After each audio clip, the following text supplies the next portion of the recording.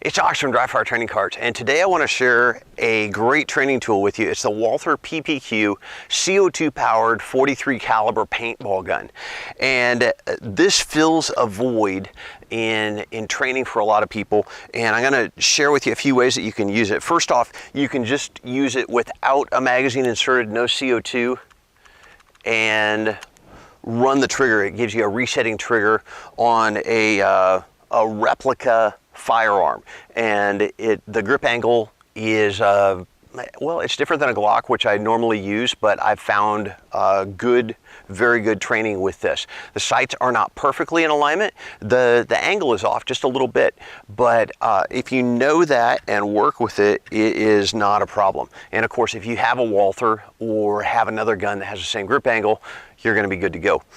The projectiles that it shoots are 43 caliber paintballs. They've got solid plastic or solid rubber balls that are reusable that you can shoot, and they have pepper balls that you can shoot. They also have powder balls that are like paintball balls, except for they're more resilient in wet conditions. So the second way that you can use the gun is with a piece of paracord or shock cord holding the follower back, CO2 cartridge inserted, and now you have a little bit of recoil. Not a lot, but you do have some. The third way that you can use it is to go ahead and load up paintballs and shoot. What you do is you remove the back strap, and it has a key in it. Then you slide the base of the magazine, unscrew a set screw, drop your CO2 cartridge in,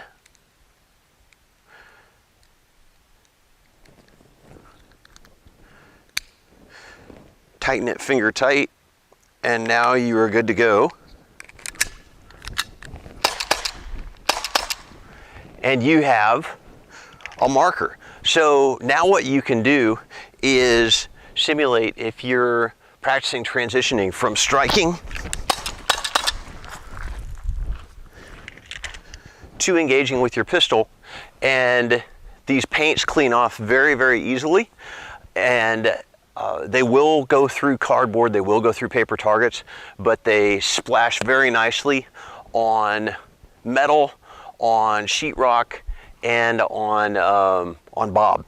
They also splash good on people. They're made to be marker rounds for force on force. So how accurate are they? Well, one of the things that really irritates me about reviews on different kinds of training devices is when somebody goes out and it shows them from the side shooting, and they end up with whatever size group they get, and you have no idea whether they were wobbling all over the place with the sights or whether they were holding them steady. So what I did was I shot a quick video from the perspective of looking at the sights so that you can see just how accurate it is.